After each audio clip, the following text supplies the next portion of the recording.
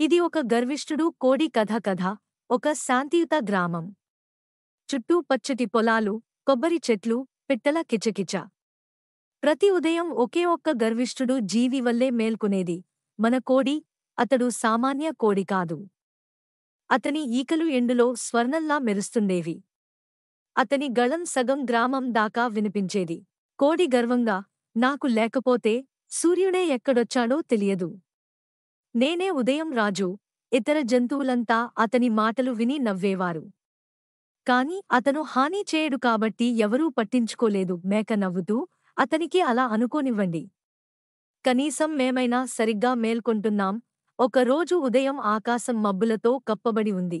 సూర్యుడు కనబడడం లేదు. కోడి ఆలస్యంగా మేల్కొన్నాడు. అతను కూయలేదు. కోడి బెదరిపోయి, అయ్యో! నేను కూయడం మర్చిపోయా. అందుకే సూర్యుడు రాలేదు. నా వల్లే ఇది జరిగింది. కోడి పిచ్చివాడిలా గ్రామం అంతా పరుగులు పెట్టాడు. సూర్యుడిని పిలుస్తూ గట్టిగా కూశాడు కోడి వేదనతో. రా సూర్యుడా! ఇప్పుడు నేను కూస్తున్నాను. తిరిగి రా. చెట్టు కొమ్మపై ఓ జ్ఞానవంతుడు గుడ్లగూబ మాట్లాడింది. గుడ్లగూబ, ఓ కోడిరా! సూర్యుడు నీవల్ల రాడు. నువ్వు కూయడమే, సూర్యునికి స్వాగతం చెప్పడమే. కోడి తలదించుకుని, అవునా? ఆహా! అర్థమైంది. కోడి తన పొరపాటును అర్థం చేసుకున్నాడు.